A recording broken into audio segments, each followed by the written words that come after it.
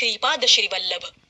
त्यांचे दुसरे अवतार म्हणजे गाणगापूरचे श्री नृसिंह सरस्वती स्वामी महाराज आणि तिसरे अवतार म्हणजे अक्कलकोटचे श्री स्वामी समर्थ महाराज होय. श्री नृसिंह सरस्वती हेच पुढे श्री स्वामी समर्थांच्या रूपाने प्रकटले. मी नृसिंह भान असून श्रीशैलम जवळील कर्दळी वनातून आलो आहे, हे स्वामींच्या तोंडचे उद्गार आहेत. या उद्गारामुळेच ते नृसिंह सरस्वतींच्या नंतरचे दत्तात्रेयांचे तिसरे पूर्णावतार आहेत हे सिद्ध होतं. इसवी सन 1459 मध्ये दत्तात्रेयांचे दुसरे अवतार श्री नृसिंह सरस्वती स्वामी महाराज यांनी गाणगापूर इथं निर्गुण पादुका स्थापन केल्या आणि त्यानंतर शैलयात्रेचं निमित्त साधून ते आंध्र प्रदेशातील कर्दळी वनात अदृश्य झाले. याच कर्दळी वनात त्यांनी सुमारे 300 वर्ष कठोर तपश्चर्या केली. दरम्यानच्या काळात त्यांच्या शरीराभोवती मुंग्यांनी वारुळ रचलं. एके दिवशी या ठिकाणी उद्धव नावाचा लाकूडतोड्या लाकडं तोडत होता. त्यावेळी अचानक त्याच्या हातून कुऱ्हाड निसटली आणि ती वारुळावर पडली. कुऱ्हाड वारुळावर पडताच त्यातून रक्ताची धार उडाली. सोबतच एक दिव्य प्रकाशही बाहेर पडू लागला आणि उद्धवासमोर अचानक एक सूर्यासमान तेजस्वी व्यक्ती प्रकट झाली. ती व्यक्ती म्हणजे दुसरं तिसरं कोणी नसून श्री स्वामी समर्थच होय. आपल्या हातून महापुरुषाला जखम झाली या विचारानं लाकूड तोड्या उद्धवाला दुःख झालं आणि तो भयभीतही झाला. परंतु उद्धवाच्या निमित्तानं आपले स्वामी भक्तांच्या कल्याणासाठी प्रकट होणार होते हे विधिलिखित असेल. त्यामुळेच मातेप्रमाणे मायाळू असणाऱ्या स्वामी समर्थांनी उद्धवाला अभय आणि आशीर्वादही दिले.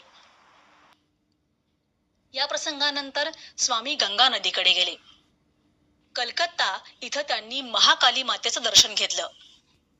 त्यानंतर ते काशी प्रयाग असं भ्रमण करत उत्तरेकडून दक्षिणेकडे आले.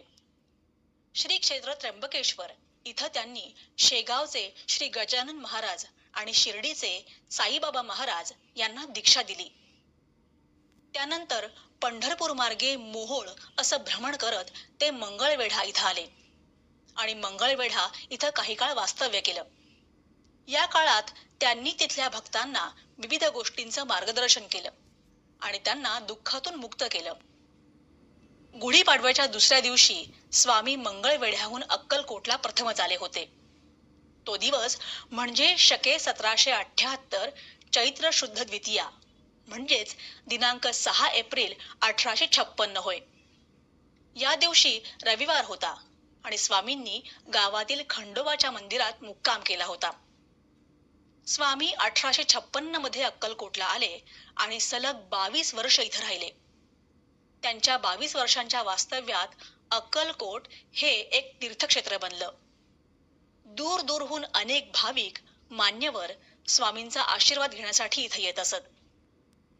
अनेकांच्या जीवनाचं कल्याण केल्यानंतर चैत्र वद्य त्रयोदशी शके 1800 म्हणजेच 30 एप्रिल 1878 रोजी अक्कलकोट मधील वटवृक्ष समाधी मठ इथं मध्यानवेळी स्वामींनी आपल्या अवताराची समाप्ती केली.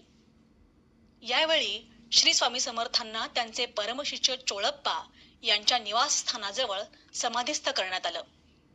त्यानंतर स्वामी पुन्हा आंध्र प्रदेशातील कर्दळी वनात अदृश्य झाले असं काही जण मानतात. हम गया नहीं जिंदा है हे वचन स्वामींनी भक्तांना दिलं आहे. त्यामुळे 144 वर्षांपूर्वी स्वामींनी समाधी घेतली असली तरीही ते वेगवेगळ्या रूपानं भक्तांना आजही भेटत असतात आणि त्यांचं अस्तित्व जाणवून देत असतात. भिवू नकोस, मी तुझ्या पाठीशी आहे, हे स्वामींचं प्रसिद्ध वचन. या वचनाप्रमाणे स्वामी संकटात भक्ताला कधीही एकटं सोडत नाहीत. भक्त संकटमुक्त होईपर्यंत स्वामी भक्तांसोबत असतात. आज आपण ब्रह्मांड नायक असणाऱ्या श्री स्वामी समर्थांच्या जीवनाचा थोडक्यात परिचय करून घेतला. महाराष्ट्र आणि कर्नाटक राज्यात दत्त संप्रदायाचा प्रसार आणि प्रचार श्री स्वामी समर्थांनी केला. तुम्ही स्वामी भक्त या नात्यानं स्वामी समर्थांच्या चरित्राचा प्रसार जास्तीत जास्त लोकांपर्यंत होण्यासाठी प्रयत्न करा. स्वामी समर्थांच्या जीवन चरित्राचा प्रसार करणं ही सुद्धा एक प्रकारची स्वामी सेवाच आहे. जर हा व्हिडिओ तुम्हाला आवडला असल्यास तो तुमच्या परिचयाच्या इतर स्वामी भक्तांना नक्की पाठवा.